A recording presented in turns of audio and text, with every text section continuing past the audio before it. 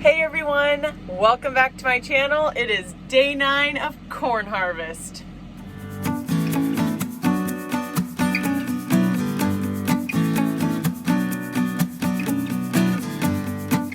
There is a mountain right about this area. And normally we can see it really clear. The sky is just completely smoke. Doesn't smell smoky here, but in the distance, and the sun, you can tell just by the color of the sun that it's got a smoke screen in front of it. I know a lot of people are gonna laugh at me because of how bundled I am. It's actually not freezing out, it is cold, but I'm gonna survey this morning a field and I have no cab. So it just being cold outside and then driving with no cab makes me so cold. So my husband got me this little face mask. This is the best thing ever. I'm sure a lot of people that live in the snow or whatever maybe have these, which it doesn't snow here. And like I said, just standing here, it's not freezing. It's cold. But once you start driving, that little bit of wind in your face, oh. So this is how I'm gonna look while I survey. Okay, I finished surveying. The sun came out, which was nice, but the wind is picking up. So that wind just feels so cold. Oh, my face is dirty. But anyways, finished surveying. So I think we're gonna start harvesting now until it gets possibly too windy. We'll see how it goes. Are you sunbathing? Huh? It's cold out today, huh? Oh, this is a good spot. Good spot, huh? Yeah. Someone in one of my videos made a nice comment about how nice I looked and that I wear no makeup. I've been feeling guilty because I do wear makeup. I have no makeup on today.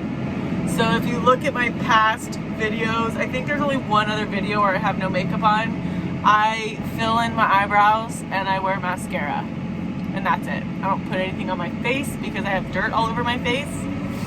And you know, you shouldn't shame women in ag or construction or any dirty job that wears makeup. If it makes me feel better about myself, I'll wear the makeup. And if women wear all the makeup, that's fine too. The only reason I don't do that is because most days I'll have to like wipe my face down because it's so covered in dirt. So it's like, why even put anything on my skin? But if I wanted to, I wanted to. So anyways, I know all the guys watching this are not gonna care, but for the women, this is my natural hair color, red.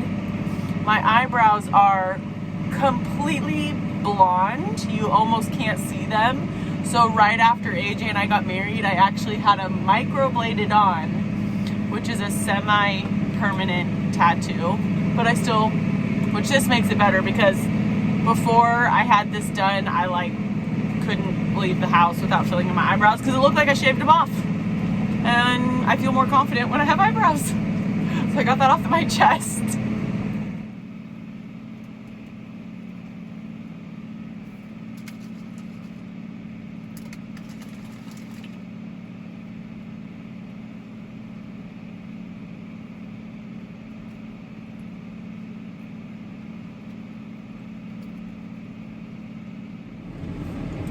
If you're new to my channel, I'm Tara. I'm a 5th generation farmer in Northern California. I farm grain crops with my dad, mainly corn and alfalfa. And in 2018, I planted my own vineyard, hence Beaver Vineyards. But so far, I have little to no vineyard on my YouTube channel. I am a total noob.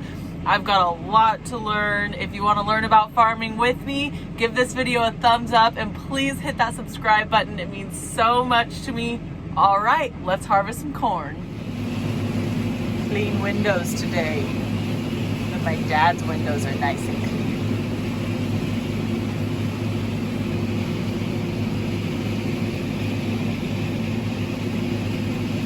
I got one comment, maybe more than one comment, asking about my tattoos and if I would tell you guys about them. So I figured, why not do it in the tractor?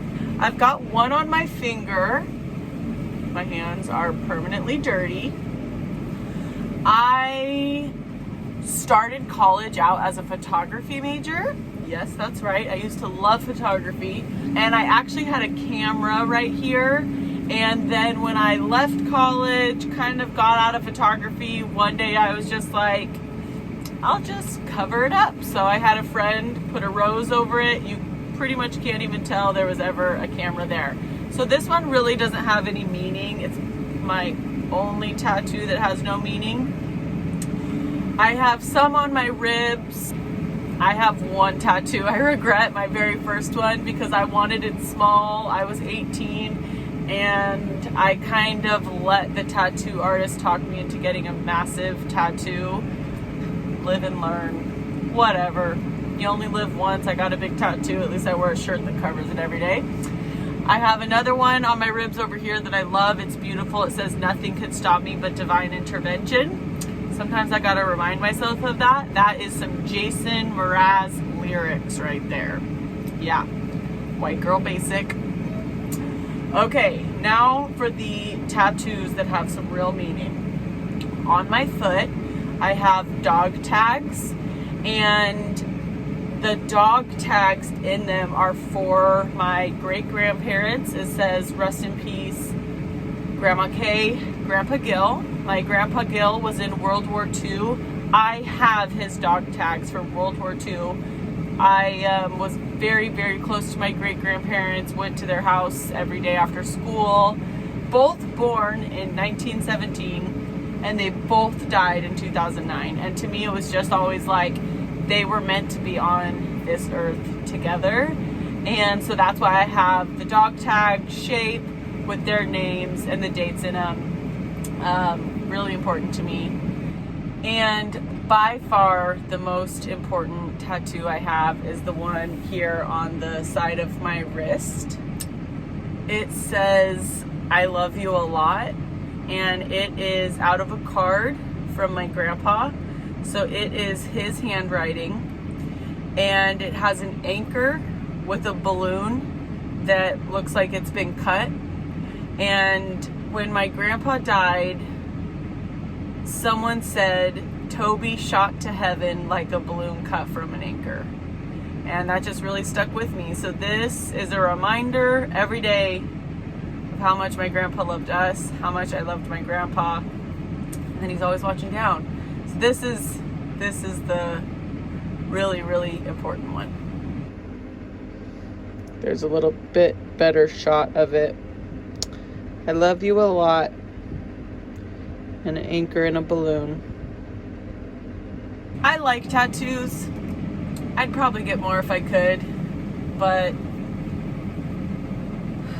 my money is better spent elsewhere at the moment on dogs, cats, chickens, farming, things like that. So as much as I love tattoos, and I guess if there was something I felt very passionate about, I'd probably put money aside for it. But at the moment, I have other things I'd rather spend my money on. If you're near Sacramento and you need a tattoo artist, I mean, he has a style, so it won't fit everyone's style, but his name is Ralph Madrid.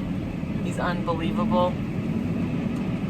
Probably any tattoo I get for the rest of my life, I would get from him. Not the guy who did my very first tattoo, but he will do the rest of them for the rest of my life.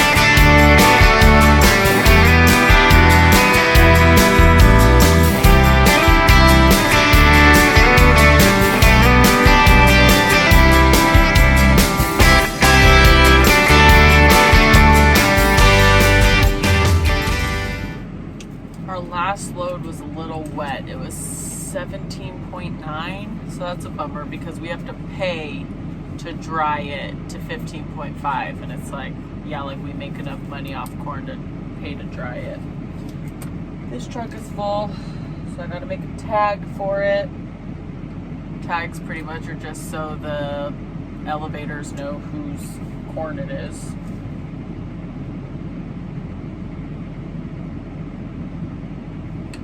October 29th. I don't know if I've ever harvested this late before.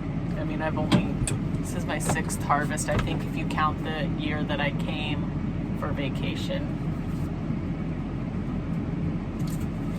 Wind's picking up, I can feel it in my tractor.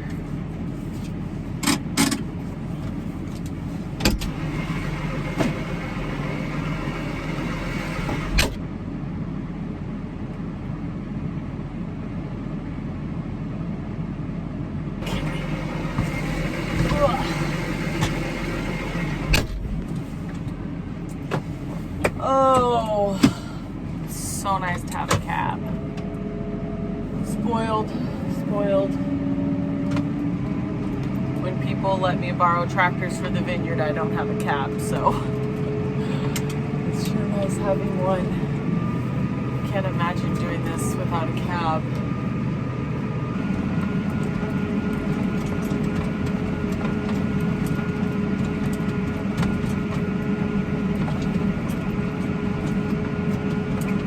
Chance we could finish this field today. Don't have a ton left. I bet we will.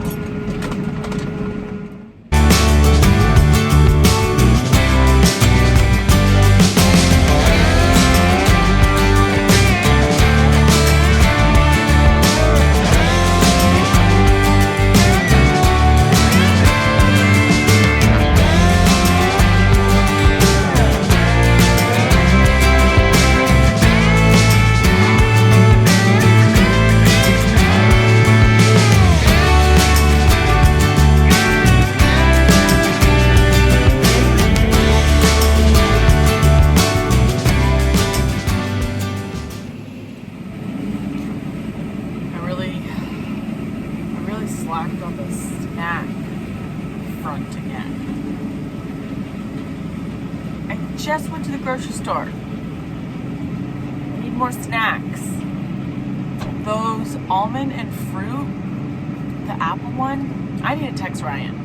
I'm gonna text Ryan and tell him I need more of that almonds and fruit, the apple one, because I couldn't find it in the store. They had the blueberry one, but I want the apple one.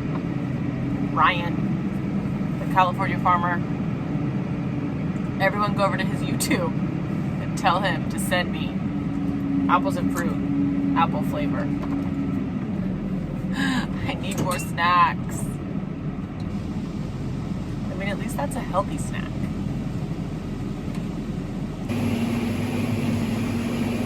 Definitely getting windy.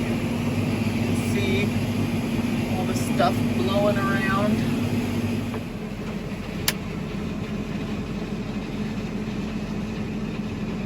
A little windy. Does anyone see that and just like instantly feel itchy? Because that's what happens to me. If you've ever had to clean a tractor after corn harvest, you know what I'm talking about. If you've never had to clean a tractor after corn harvest, or maybe any harvest, it's just like this powder from the corn, maybe other crops too, and it just, I don't know, whenever we have to blow anything off, or even if I have to go up there and grease, it just like, it gets in here anywhere, and then I'm itchy, and it doesn't go away till I shower.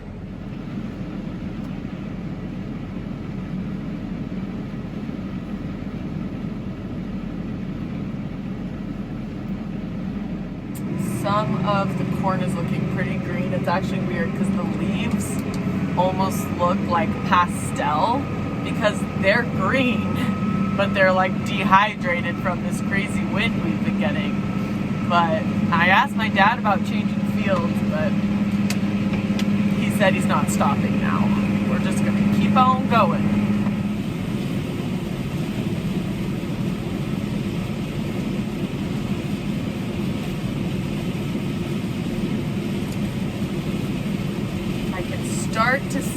outline of Mount Diablo now.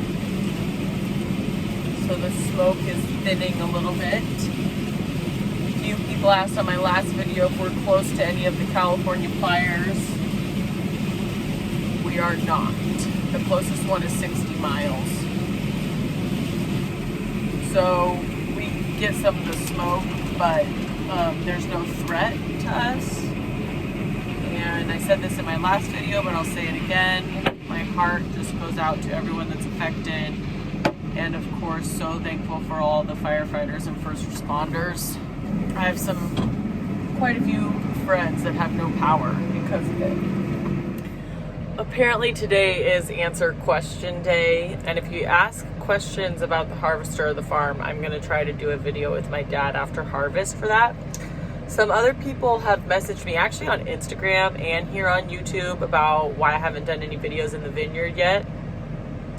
The reason is there's nothing going on right now. I'm stuck in a tractor all day doing corn harvest. That doesn't leave much time for the vineyard, but it's just chilling. I've got some stuff coming up hopefully soon that will be happening in the vineyard, and once I'm doing it, I will definitely try to make a video. I am a one-woman show in the vineyard, so could be hard to record stuff, could maybe also be easy because I don't have to worry about people looking at me. But once I have stuff going on in the vineyard, I promise there will be videos.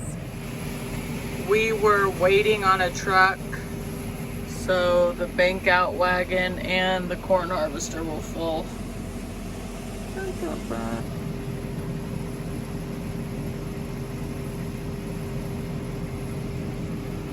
We actually live on an island. There are a couple bridges and a ferry. And the grain elevators are directly on the other side of the bridge, of one of the bridges. And that bridge is closed today. So they have to go down the river all the way down to the next bridge and loop back around. So they're a little behind schedule today, so we had to wait, but not the end of the world. I think this.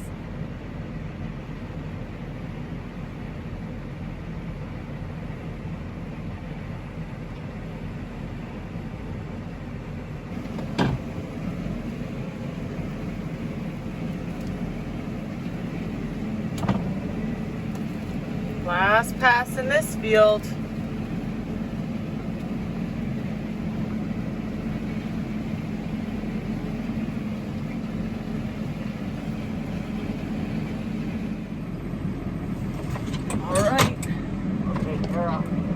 Have the front trailer full, right? You just dump the one time. Right, but I started on the second pile.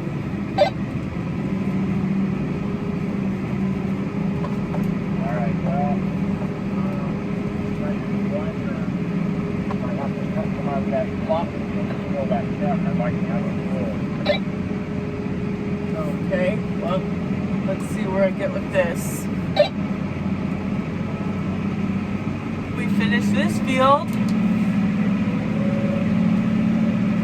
Let's see where I get after I dump the bank out into the trailers. See where we're at. Last night it was pitch black when I got home, and I do have chickens. When you're leaving when it's dark out and getting home when it's dark out, it's hard to do things for the chickens. Maybe I need to get one of those little headlamps.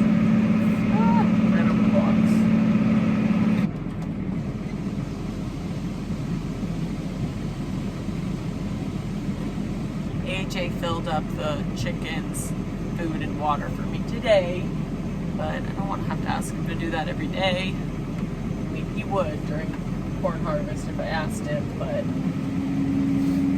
if I get home before it's dark out, I'll fill all their food and water. I used to have the chickens on auto water, but we don't actually have water hooked up to the chicken coop, so I had this long hose going out there. I actually stopped doing it in the summer because the water was hot in the hose. And I mean, they would never drink enough water for the water to get cool. And it was so gross. Where now that we're fall and winter, I don't think the hose would freeze. I mean, it's possible now and then, but it doesn't normally get that cold. So I probably could try putting a hose out again. It kind of sucks that I have to have this long hose out to them, but auto water is nice. All right, corn harvest day 9 is done. It is not dark outside, so I can go take care of my chickens, make sure everyone's got food and water. The wind really picked up this afternoon, so I'm happy that my dad and I got my chicken run a little bit more secure on Sunday. And that's a wrap for day 9. I'll see you guys tomorrow. Remember, please hit the thumbs up and the subscribe button. See you later, guys.